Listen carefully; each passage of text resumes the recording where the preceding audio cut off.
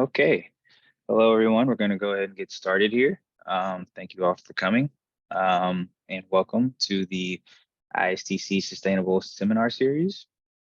I am Perry Acree. I'm a visiting scientific specialist in environmental contamination at the Illinois Sustainable Technology Center. Just a couple things to go over before we start. As a land grant institution, the University of Illinois at Urbana-Champaign has a responsibility to acknowledge the historical context in which it exists. In order to remind ourselves and our community, we will begin this event with the following statement.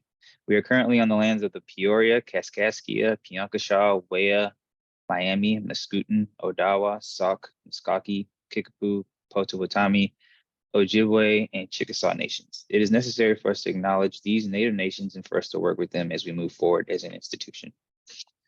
Okay, couple housekeeping items. Today's webinar is being recorded. The recording and slides will be available for viewing online within about a week. Everyone will remain muted throughout the talk. If you have any questions, you can put them in through the Zoom Q&A feature. You will be able to upvote questions you like within Zoom Q&A using the thumbs up button under the question. I'll be reading the questions to the speaker at the end of the webinar. At that time, the most popular questions will be asked first, followed by questions in the order they were received. If you have any technical difficulties, you can send me a private chat message. All right, so a little bit about today's speaker, Sergey Paltsev. Sergey is a senior research assistant or senior research scientist at the MIT Energy Initiative, a deputy director of the MIT Joint Program on the Science and Policy of Global Change, and he is also the lead modeler in charge of the MIT Economic Project and Policy Analysis Model of the World Economy. His research focuses on topics including energy economics, climate policy, taxation, advanced energy technologies, and international trade. And he is the author of more than 100 peer-reviewed publications in scientific journals and books.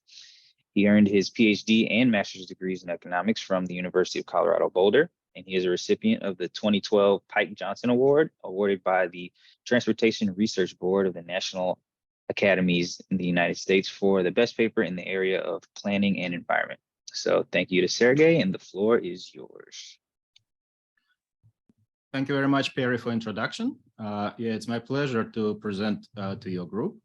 Obviously, I'm very interested in your questions, so don't be shy, and please provide as many questions as you can, because after all, I know what I'm going to talk about, and I also want to get some benefits from your questions, just trying to see what is your thinking on this topic. So I'll go ahead and share this screen. And the topic of my today presentation, you see on the screen. So it's carbon capture and storage. You will see this abbreviation CCS many times throughout the talk. And sometimes it refers as carbon capture utilization and storage, or carbon capture use and storage. So then it's abbreviated CCUS. And what is the role of this technology in the climate mitigation portfolio? So I'm hoping to give you well, high-level overview of our thinking, and also I'm going to provide you details about some of the studies which we have done, some regional studies or some technology-specific studies which are related to carbon capture and storage.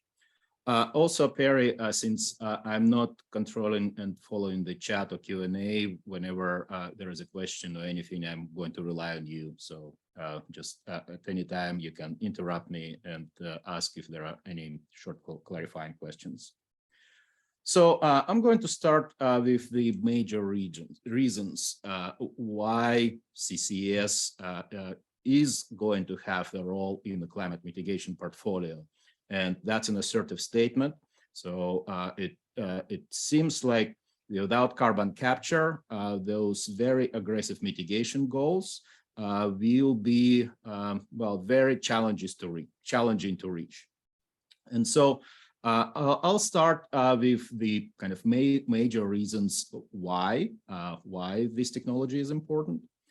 So first of all, this is technology which can be applied to many sectors. So you can do the generation with CCS for producing electricity, for producing heat. You can use that on industries to decarbonize industries. Well, a little bit less kind of advantages, but still doable is CCS on transportation and CCS for residential sector. I'll also going to expand just in a little bit on another aspects which is related to carbon capture. Well, I'm sure you have heard about the negative emission technologies. And if you are going to apply negative emission technologies like direct air capture or bioenergy with carbon capture, you also need carbon capture. So carbon capture is essential if you really want to get carbon from your economy, carbon from your energy system. Another very advantageous pathway is if you can utilize carbon. So in addition to capturing carbon, okay, what to do with that carbon? There are a lot of pathways. There are a lot of startups which are trying to understand what are the better ways, what are the economic ways for carbon utilization. You will see later on that this is still a challenging area, even though, well, it would be nice to get kind of a lot of advancement in this carbon utilization. At this point, it is not ready for prime time, and we will see how that is going to expand into the future. Also, an important consideration of CCS is if you do not have that technology, or if you do not allow that technology, which is happening in some regions of the world, well, then the costs, the economic costs, the macroeconomic costs of reaching particular targets are going to be much higher. And there are several publications regarding that. Here I'm bringing the table from the IPCC, Intergovernmental Panel on Climate Change, the previous assessment report. So the calculation like that, at least I haven't found in the AR6, the latest one, but in the previous report, you can see that kind of in that red circle where I put the increase in cost, you can see that the costs are more than double. So if you do not allow CCS in mitigation scenarios, so IPCC looked at different pathways, different models, and they have found out that if you do not allow that technology, the macroeconomic costs of reaching the stringent targets are going to be much higher. And we have seen that result in many other applications. So for example, there is a similar conclusion in the study where the researchers look at the pathways to decarbonize electricity grid in the United States. And again, without the flexibility which provides natural gas with CCS, for example, it's much more challenging to decarbonize the electricity system. So a lot of positives for carbon capture, but also challenges. As with everything in the world, there is nothing only good or only bad. Usually it's a mixed. And so you always need to choose what are the trade-offs. And so what are the trade-offs for carbon capture?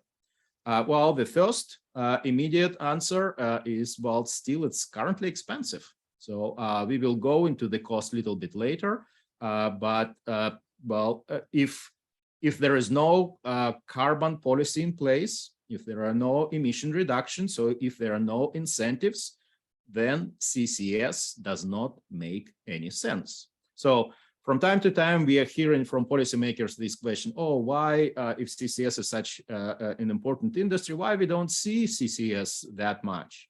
And the answer is actually, well, they are to blame, because if you are not serious, if you are not putting enough restrictions on emissions, if you're not providing incentives in the form of carbon tax or carbon price, or like recently in the US with Inflation Reduction Act, the tax subsidy, so kind of and other types of the support of the emissions. So then CCS by itself doesn't make any economic sense, and that's true. And so kind of we can also kind of make a safe guess where we are going to be really serious about big emission reduction is when we will see a lot of CCS projects, because, well, then we will know that, well, indeed, that's for real. That's where a lot of action is going to happening for the long term, not just with wind and solar, but also in industry and other things. And so it's not just one kind of aspect of the emission reduction, but rather much broader approach to the emission reduction. Well, another challenge is storage availability. And again, if you're going to capture carbon, well, you need to put that carbon somewhere. So you need to put that under the ground. You need to have saline aquifers or some other options. So you need to ship that carbon somewhere by tankers or by pipelines or by other means. And also public perception. So this is a small cartoon where actually, well, you can see that, well, almost every technology has this argument in terms of the public perception, not in my backyard. And indeed, for carbon capture, that's a story where in Europe, it was a very negative public perception against CCS. And so a couple of projects actually got canceled because of that. And so there are a couple of examples from Germany and other places where indeed misperception that somehow carbon can escape or somehow carbon is going to kill people if it's going to blow up. Well, it's impossible to do that, but it doesn't stop from misperception of the public. And so again, this is another avenue where we need to do more. And obviously, you can see that in the places where it's a lot of experience with fossil fuels, it's kind of easier to see and easier to permit the carbon capture projects in comparison to the places where there is no experience because, well, you need to kind of do drilling, you need to do things which you are accustomed to or not accustomed to. And so another illustration is these four graphs, and kind of hopefully these are familiar graphs to you. These are quite well-known figures in the climate change community. This is from the IPCC 1.5 report. So again, the Intergovernmental Panel on Climate Change issued a special report on how to reach 1.5 degree. So, well, pretty much the same answers you will find in the latest IPCC assessment report, AR6. In the latest assessment report, well, the numbers for BECCS are slightly lower. But the numbers for direct air capture are slightly higher. Well, not slightly, but higher. And that also kind of brings another dimension, and we will touch upon that later on in the talk. But one point to note, you see that, well, in some cases, in some scenarios, you can see that it's a lot of negative emissions. And so you kind of, it means that you need that carbon capture at a big scale. So you see, like, it's about 20 gigatons, and well, the current emissions are around 30, 40. And so kind of that's a substantial amount of the carbon dioxide or carbon which needs to be captured and stored or utilized. Another way to look at the prospects for carbon capture is, well, to see what International Energy Agency tells us in terms of meeting the net zero targets. There is, again, very well-known report issued by IEA last year. It's called Net Zero by 2050. And so what I'm providing you here is a figure from that report. And you can see that, well, they kind of see the role of CCS in industry and power fuel supply, but also, well, other things which also intimately linked to other pathways. So again, if you are talking, for example, about hydrogen, and if you are talking about blue hydrogen, so which is natural gas based with CCS, again, you need CCS for development of that. So the point is, it's not going to be just one answer. And that's why we would need portfolio of options. And so that's why we need many technologies. So CCS is not going to provide you the ultimate answer everywhere in the system. everywhere in the economic sectors. But it's a very important component for decarbonization. And so we need to make sure that we understand both economic, regulatory, and technological challenges which are related to CCS industry. Another look at the same report. Here I circled in red the amount of capture which they envision in this scenario. Again, you need to be careful with interpreting scenarios like that. So this is the scenario of what needs to be done. It's not a projection. So, well, the world is not really on that pathway. And it means that actually we need to do more. But also you can see what are they imagining? 4 gigatons of CO2 captured by 2035. Oh, that's a big, big number. So 4 gigatons, it's like 2 India. So current emissions from India is 2 gigatons. So 2 plus 2.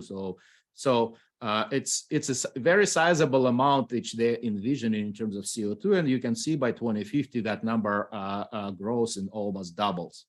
Also to note is that traditionally IEA was much more aggressive on the amount of CCS. While now there is new key in town, so obviously hydrogen is a new buzzword. And so kind of also if you're going to compare the outlooks from the International Energy Agency, so kind of they're over time now reducing the contribution from CCS and they're increasing contribution for hydrogen. Well, kind of that's story on hydrogen, probably that deserves another hour or even probably more than that. And there are still many, many challenges which are related to that, but that's not really the topic of this particular presentation. But again, as I already have mentioned, kind of hydrogen and CCS are also very closely tied, and I'll provide you a couple of examples later on. So this slide shows kind of the support the statement which I already made at the beginning, is that while the economics of CCS makes it uneconomic unless there are some form of support, some form of incentive. And so you can take a look at the numbers for cement industry, steel production, chemicals, and you can see these different colors for the bars. And so those, well, yellowish color is when you are adding CCS, and you can see immediately that, well, the cost of cement, like ton of cement, ton of steel, or some bulk chemicals is higher in comparison to unabated competitor. And so again, it means that if you don't really have any incentives, well, there is no economic way, no, there is economic reasoning to produce these products by using CCS. You also already mentioned the hydrogen. You also mentioned that, well, the hydrogen colors are actually even higher than CCS. So that's another story. But again, kind of one way or another, these incentives have to be provided. Well, now switching the gears and kind of providing what we do at MIT in terms of the CCS, at least what our group at MIT is doing. And as you can imagine, there are many different laboratories, many different groups, many different professors at MIT. And so I'm going to talk about what we do in this area and provide you some of the references. And if you're interested in following up on some of these references, well, all of them are peer review publications. And so I'll be more than happy to follow up if needed. And you can see that, we have done studies in the wide spectrum of the CCS application. So you see like cement industrial. Currently, we have a large project on steel making with CCS. I'll show you a couple of slides and provide a reference to that. We have done a study on hard-to-abate sectors in India, for example. We have done a study on CCS in China. We have done a study where we are trying to understand, what is the storage capacity? So how much CO2 we can store in different regions of the world. we have done a study where we assessed what is the cost of transporting CO2 and what is the cost of storing. And so kind of this is just a snippet of different publications which are related to carbon capture in one way or another.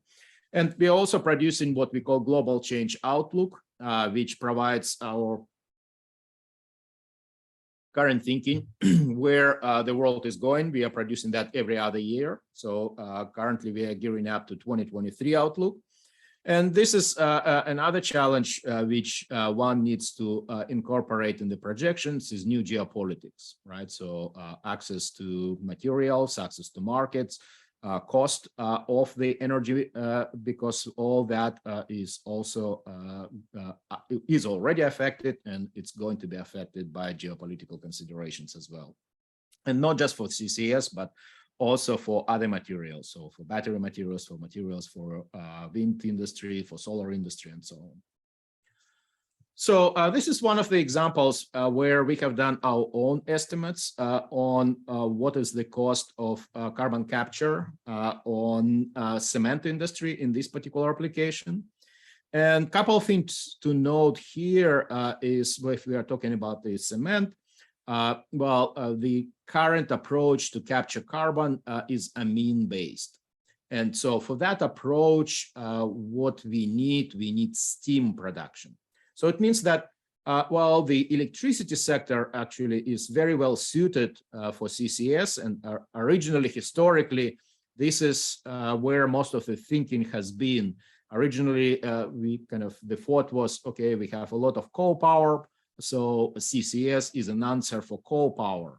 So then we were thinking of switching to imposing CCS on natural gas. And over time, actually, because the cost of wind and solar went so dramatically down, now most of the thinking about the application of CCS is shifted to industry. And so cement is one of those industries where you don't really have many answers to full decarbonization because, the cement production, as probably you're very well known, has two components in terms of the emissions. While part of the emissions are related to energy use. So you need very high heat, about 1500 degrees Celsius, in order to do cement, in order to produce clinker. But also about half of the emissions, and sometimes even more, are related to the process.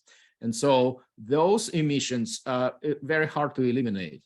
And so, there are some pathways, but what we are finding out, and that's the answer which many researchers also arriving at, is without CCS, cement industry will be very, very difficult to decarbonize.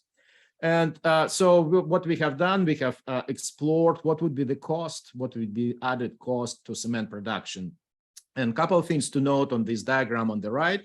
Well, first of all, you see a lot of blue color. And so, that blue color is a capital cost. And that blue color is a capital cost because you need to build the facility which produces steam. So because in cement production, there is no steam.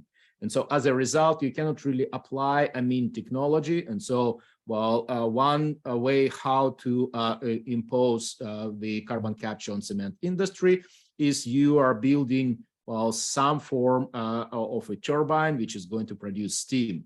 So then you also can sell if you have extra heat or extra electricity, but that also changes the nature of the industry, right? If you are, owner of the cement production facility, you know how to get the cheapest possible fuel, you know how to burn it, you know how to grind it, and so you know how to produce clinker. Suddenly now you need to have some expertise in steam production. So which adds to challenges. And so the costs are quite substantial when you're trying to impose that.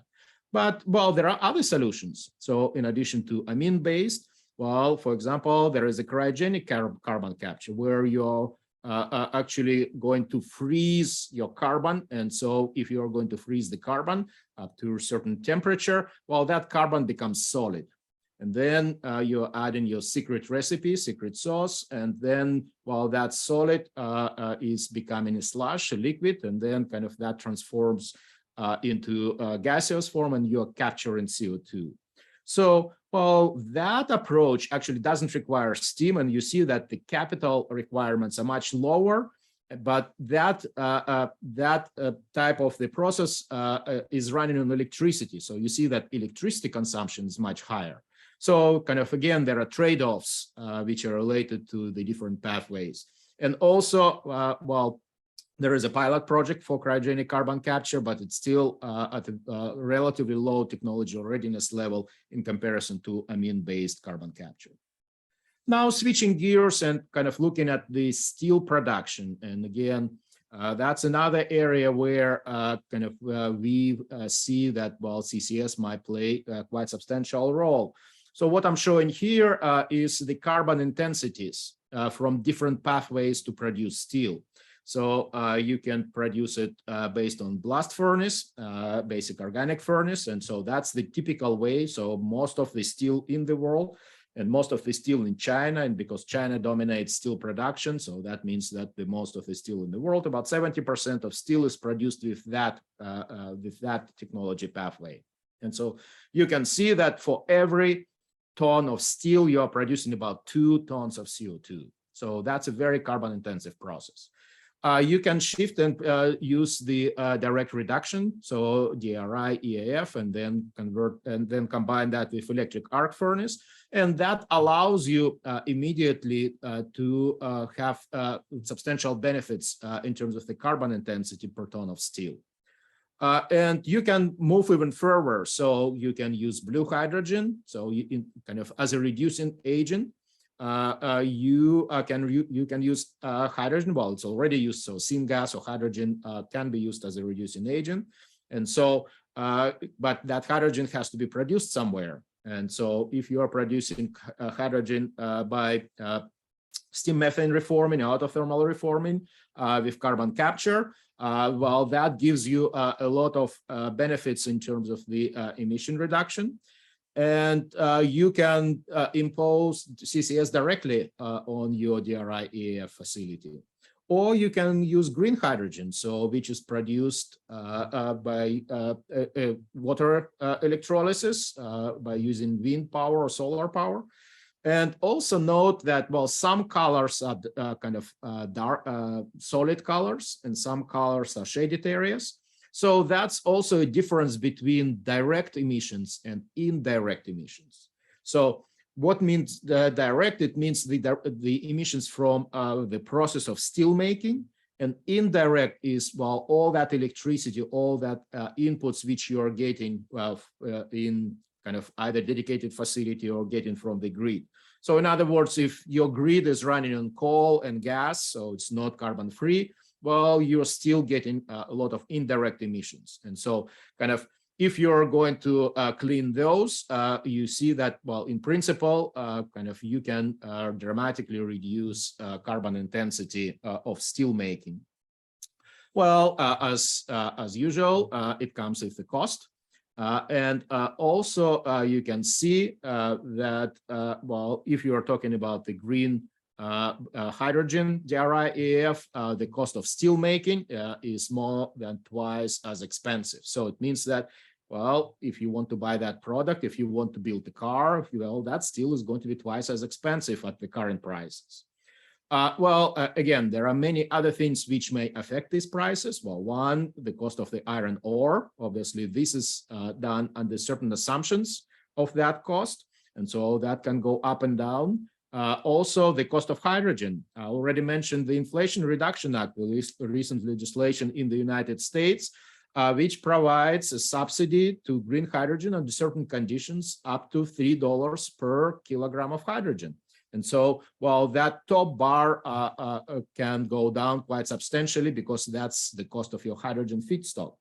But again, CCS offers a couple of the pathways. So this is the calculation which our student in our group, Khalid Benavides, have done. And again, there is a link to a recent presentation and the short paper. We are continuing to expand that work, which provides the details of these calculations. Okay, now let's switch gears a little bit more, and let's step back and try to kind of uncover each of the letter in CCS. So CCS, you need capture, so carbon capture, you need utilization and storage. So let's start with capture. I already have mentioned that there are several ways how to capture carbon.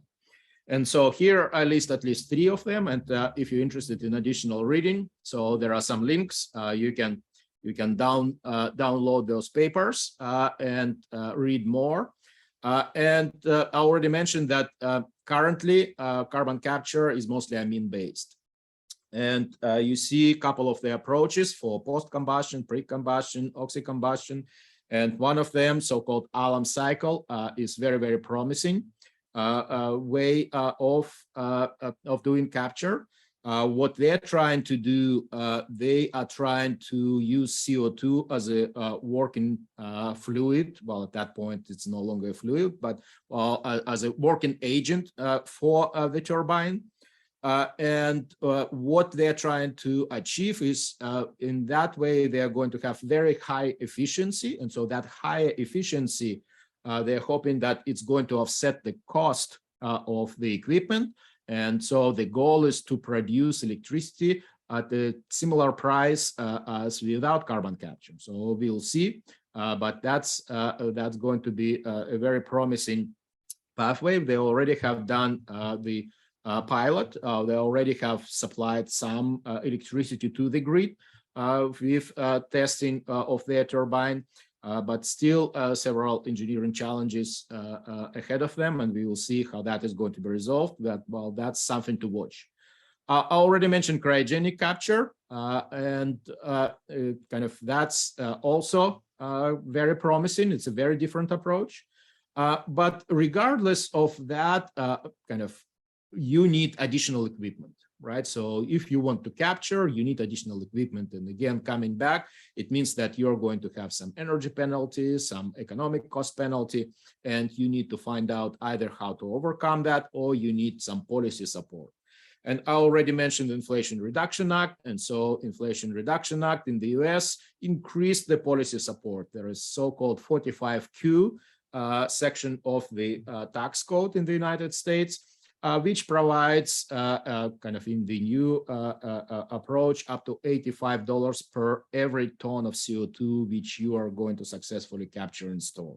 So you see that at least here the current capture costs about between $60 and $100, and so $85 actually quite a good deal to offset some of the costs. And in some applications, where you have the pure stream of CO2, like ethanol production, or again, the industrial applications, you already at that range, or for ethanol production even lower. Also, chemicals provide also very attractive pathway for CO2 capture. But another point which you need to also be careful about, carbon capture typically is not going to capture 100% of the emissions. It means that it's going to be some residual emissions, sometimes 5%, sometimes 10%. And if you're going to take a look at typical assumptions in the integrated assessment models, you will see that typical assumption is 90%, but you also need to be careful with that assumption because you can actually go to higher capture rate. But again, it's going to be a trade-off because you would need either provide some co-firing, let's say biomass, or you need to impose additional equipment, and that's going to increase the cost. In terms of utilization, this is I already mentioned that this is the most desirable part. And so, but it's also less advanced and more speculative. And you will hear here and there about the different new ways how to use carbon, for sustainable aviation fuel, for other things, for chemicals, but that's still quite far from being fully commercial yet. So because the cost is much higher, but there are different pathways. And one of the pathways which at least I'm watching close is about the building materials. And so another pathway how to produce hydrogen is through methane pyrolysis. And so the byproduct of the methane pyrolysis is a carbon black. And you can use that carbon black, and kind of use the nanostructures, and then you might have the competitor for cement. So we started with the story that it's very difficult to decarbonize cement, but if one way of decarbonization of cement is just to not to produce it and produce it by some other means. And so kind of there are some pilot research which is happening at MIT. And the beauty of that, well, if everything is going to be as advertised, you actually also can use that cement and using the nanostructures. You also can use the conductivity. And so, well, think of the building, which is also a battery. Think of the parking lot, which is also a battery. So again, it's a lot of exciting pathways which one can think of for the future, but we are not there yet. But again, another good reading on that, I provide the link here if you're interested to explore that more. In terms of the availability, well, we are seeing that kind of it's going to be plenty for many uses. And I already mentioned that the biggest issue with utilization with you is a cost. Now to storage. Well, do we have enough storage? And that's a typical question which we get. Because storage is not going to be distributed uniformly geographically. You can see this map, which is based on our assessment, which we have done about 5 years ago. And again, the links are provided here. You can see that in some areas like Japan or South Korea or India, well, the availability of the storage is much lower. You also need to be careful with these because, well, that doesn't take into consideration kind of the new approaches where you are using mineralization.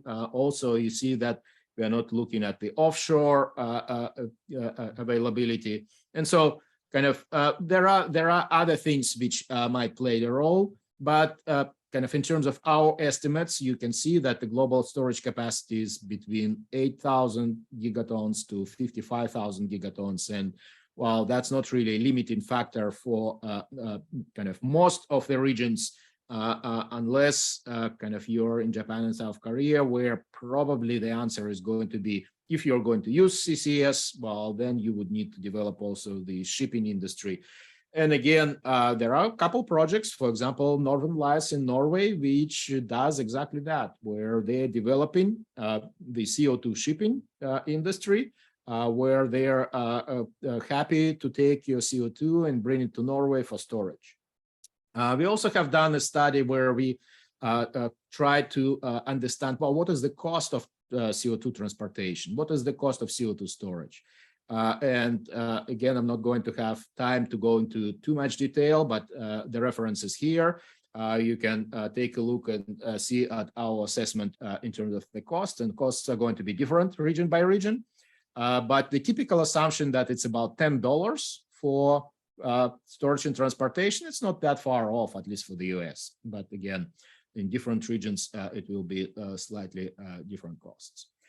We also have done on China, study on China. This is kind of the study with contribution from a major research entity, which also is trying to understand what is the story for the coal fleet in China. And so we have done several scenarios and we looked at kind of what is the impact of their emission trading system on development of CCS and what kind of carbon prices would be needed to decarbonize China power generation. So again, you can take a look at the publication and see the details where we were trying to understand what's the story for CCS in China. Here is another example where we apply our tool, our economic tool. And so what we do, we put all these numbers, which I showed you kind of on the relative costs, on the relative economics, we put that into our global energy economic tool, where we represent all regions of the world, where we represent all economic sectors. And so we are trying to understand well, how CCS is competing with other pathways, how CCS deployment in different regions is going to be affected by different policy regimes, like border carbon adjustments, like carbon prices, like subsidies, and so on. And so kind of that's the ultimate goal, is try to understand the portfolio of options, not just one particular sector, not just one particular application, but the competition between different users, different regions.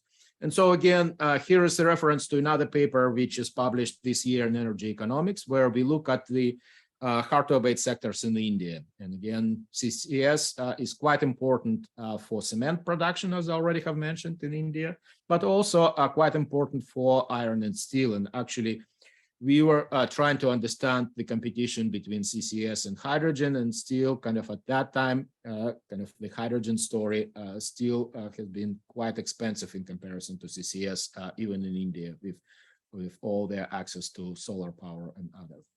And then there's another kind of tying up. You remember I have started with those diagrams from 1.5 degree scenarios. And I've mentioned that bioenergy with carbon capture is an important pathway for net zero emissions, and well, because that provides you the opportunity with negative emissions. And the obvious question right away, which we are hearing, okay, do we have enough land? How that is going to affect the food prices? What about kind of the competition for land from different other uses? So so we have done, again, we have put that into our global model, and we have done the exploration. What is the economics of BECCS industry in 1.5 and 2 degree world? Again, kind of you have to be careful with interpreting the results, because many constraints, many regulatory constraints which may appear are not kind of directly represented, because, well, kind of that's hard thing to do. But at least in terms of the economics, that's what we have done here. And there are other dimensions like biodiversity and other things which one also needs to take into consideration. And those are important considerations which we are currently looking at. But one story very clear, well, kind of when we drove the model and kind of when we got to the results, we were very surprised, because, well, what we found out that Africa turns out to be in the future, in the second half of the century, and you see that a lot of action is happening in the second half of the century, is a major producer for the BECCS industry. And the reason is very simple. Well, the land in Africa is not as productive. Obviously, nobody's going to produce in Sahara, but there are places in Africa where land is relatively productive, but also very cheap. And so that's a combination of not just technological characteristics, but also economic characteristics, which drives this result. And again, you have the link here for the reference, and I encourage you to read the paper to understand more the details. One important outcome of that study is, well, if you have that technology, and indeed that is going to be expanded kind of globally, and we also represent the technology-specific factors to understand, okay, what is the learning curves, what are the constraints for expansion of industries, and so on and so on. And so kind of, well, one story which we are getting is that effectively caps the carbon price. So kind of whatever you assume, about the cost of the BECCS, whatever you assume what is the resulting carbon price which is going to support biomass industry, basically, well, it means that you are avoiding these very, very high prices, because, well, you are offsetting those very expensive emission reductions with the biomass industry. Well, the similar answer you are going to get if you're going to assume that, well, the direct air capture industry is going to be widely deployed.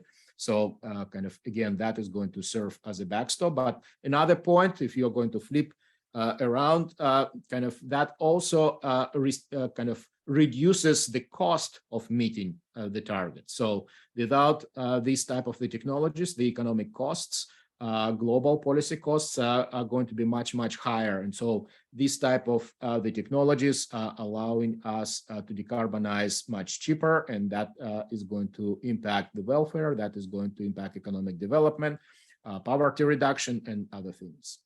And this is, I think, my last slide, and then I'll open to Q&A, is, well, you also have to be careful about the technology readiness. And so at MIT, obviously, we have a lot of questions about some particular pilot technology or some idea, and you always need to be careful, okay, what's realistic, what's not, what's economic, what's not.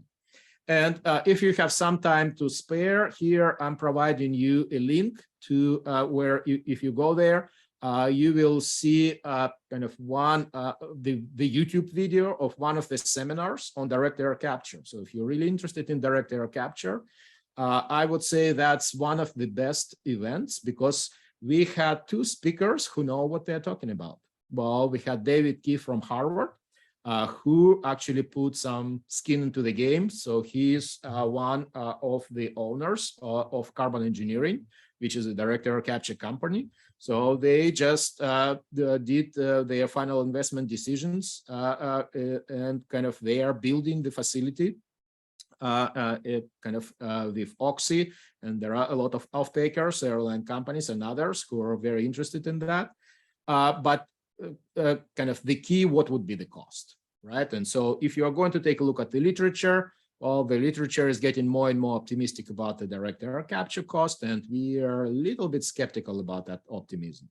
So the second speaker is Howie Karzok, so who has been studying that for many years. So you can also listen kind of to the voice of reason on the other side. And again, that's a very, to my mind, very entertaining event. So if you have an hour to spend, I highly suggest you to go and to listen about the two leading experts on direct air capture. What is the story? What are the obstacles, and what are the opportunities? Because again, if we want to reach very aggressive targets, it means that we need one way or another to deal with negative emission technologies, and in order to bring the emissions from other sectors, which will be much harder to decarbonize. So thank you very much. I'll stop here. So Perry, let me know, what do you want me to do? Do you want me to stop sharing? And you're going to give me the question. So what's the story for the Q&A period? You can keep your slides up, and then I will, just in case you need to refer to them, and then I will read off the questions. We got a couple already. Okay. Okay, first question is, why aren't policymakers interested in putting carbon policy in place? Isn't 45Q helping to move in that direction? Yes, no, I've mentioned definitely 45Q provides two incentives. Well, one, when you are not storing permanently, so like if you're using mostly for enhanced oil recovery, that's not really the use which personally we want to see, but okay, well, whatever advances the technology. But then there is another one where kind of we are seeing much higher tax credit, so up to $85 per ton of CO2, which I have mentioned. It's a movement in the right direction. Well, the previous 45Q before the Inflation Reduction Act, well, it took them a long time to finalize the actual requirements, the actual conditions, how to get those credits. So the fact that it's already in legislation doesn't necessarily mean that it will be easy to get that credit. There are many conditions, and that credit is going to last for 10 years. So after that, it's going to disappear. So it's a movement in the right direction, don't get me wrong, but kind of uniform carbon price would be even nicer. But politically, it's obviously very hard to do. So, but if you are talking about the US, the answer is yes. But if you are talking about India or China or other places, well, there is nothing like that in those places. And if you're really serious about the climate, you need to find the solution which are going to be deployed in that part of the world as well. Okay, awesome. Next question. Could you talk about the economics of CCS and how that affects the cost of biofuels? Well, so I provided, so if you didn't capture the reference, rather than me kind of repeating what's in the paper, well, that's the whole idea behind this paper. So you can take a look and you can take a look at our assumptions. And also kind of one of the stories, what is the impact on the food prices? And so that's exactly the goal of this particular paper. And kind of the short answer, it's expensive. Oh, yes, but again, what we are finding out, it's actually where you are getting the revenue is from selling the permits. So you are getting the credits, carbon credits, and you sell those carbon credits to other parts of the economy. And so that's what helps to the economics. Obviously, well, that means that the regulatory regime should be in place, and there is nothing like that exists yet. So there are a lot of things which has to be on the place, but again, if you are going to take a look at pure economics, well, we see that kind of a big expansion of this industry. In terms of the food prices, also, well, it's a regional story. It's not only a global story, and regional story. In some places, it's going to affect quite substantially. Also, another point is when we start looking at the results, at least I was surprised that we didn't get much bigger impacts on food prices. We got some impacts on the crop prices, but not on food prices. And actually, the value added in food is much bigger component than the just the price of crops. And well, you're from the area which knows these things much better in comparison to us. And so kind of the story is not as simple as just by looking, oh, what is the change in price of wheat or price of corn, because the food prices also have many, many other components which affect the global food prices. Okay. Could you share your opinions on CO2 utilization by microorganisms, especially by archaea or bacteria? What's the main barrier of this utilization? Well, so couple of things. Well, one, you still need energy, right? So you need to provide energy. So it means cost. Kind of there is, well, at least one company which I'm familiar with because it was a recent presentation here at MIT by this company. It's called Lanza Tech. You can check, and so kind of they are advancing that kind of. And they already have a couple pilot projects where they take offtake gas from steel making. So also they are thinking of producing sustainable aviation fuels, chemicals. But again, coming back to regulations, if you are going to take a look at regulations which we have mentioned in Inflation Reduction Act, it's all about the biogenic CO2, right? So kind of then kind of it's a story where actually you can get credit, where you can get an incentive. So technologically, well, at least they claim it's doable. Kind of there are some pilot projects which are working. Economically, they are not there yet, and the question about scaling up also is a big question. Okay. What is the potential of biochar and utilization and or storage? Yeah, so we have looked at that, and so again, that's consistent with other studies. So and if you have the opinion which is not consistent with what I'm about to say, I'll be more than happy to hear that. We don't see much of the deployment in terms of the scaling up that route. Okay. And I think this will be the last one unless anybody else has any other questions. Based on your analysis, are you optimistic that we will be able to reach the target by 2050, or do we still have a long way to go? Oh, wow. Well, if I knew the answer to that question, probably I wouldn't be sitting here, right? So the typical answer, I will be somewhere enjoying my life in Hawaii if I would know the future with that type of the certainty. Definitely, it's going to be challenging. We are nowhere near where we need to be. We are nowhere near in terms of aggressiveness.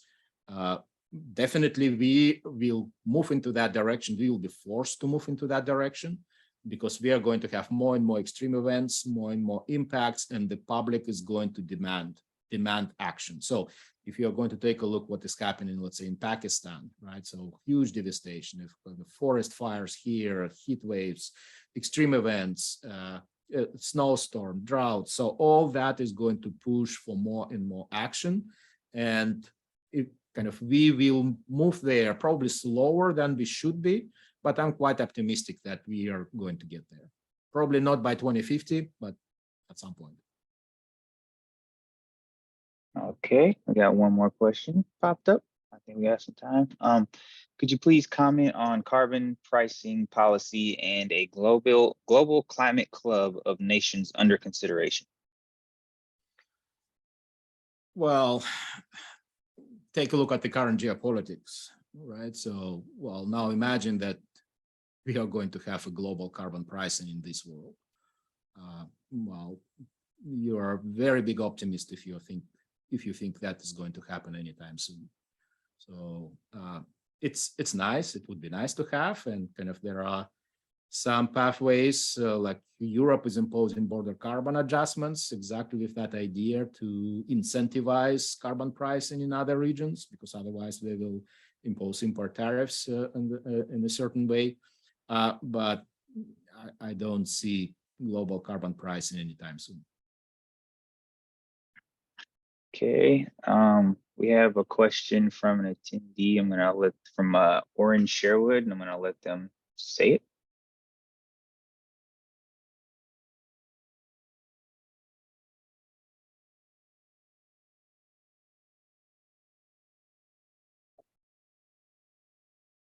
I If you, don't hear. I don't hear yeah, any. they're still muted. Oren, if you're okay, there we go. Okay, sorry. I'd like to follow up on your views concerning the possibility of going on a global level of carbon capture. As you indicate, it's regional possibilities to do this, and it's going to require, it's such a global problem. Do you see carbon capture as a possibility in many countries that don't have the places to capture it, with the challenges we're likely to have geopolitically and economically as the climate crisis deepens? No, I fully agree, and I fully agree. It's going to be kind of region by region. So even though if the economics, let's say, is not as bad, let's say in Germany, it's not going to happen in Germany simply because, well, the public perception issues. In many other places, it's just economics, right? So, well, in Japan, there is no place to store. So unless they found a cheap way how to transport that by tankers or some other way, well, that's also a big question. Even kind of India, well, also has a limited, well, it's not as small, but also limited capacity. And kind of as a result, well, my point is, if we really want to be aggressive, we need all of the technologies. And so the point which we also usually hear from, well, some part of the environmental community is that, well, CCS is destruction, right? CCS is not a good idea because it prolongs the life of fossil fuels. And kind of that's not really true, because all we care for the impacts on the temperature, on reducing the extreme events, is we want to reduce emissions. It's not really a war against fossil fuels, it's a war against emissions. And so whatever is going to bring emissions down, well, I would push that technology as much as possible, because we really need to reduce emissions.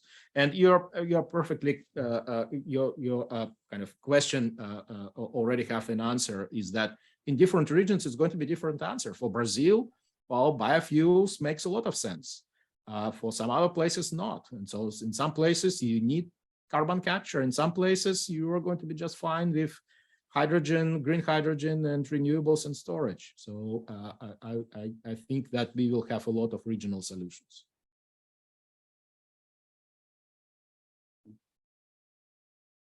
Okay. All right. Well, I think that's all the questions we have, and that's all the time we have also for today. So I'd like to thank you again, Dr. Paltsev, for coming, and all y'all for attending, and that's it for today. So thank you all. Oh, thank you very much for your time. Okay, and good luck with decarbonization and reaching policies by 2050. We really need that. Okay, have a nice one.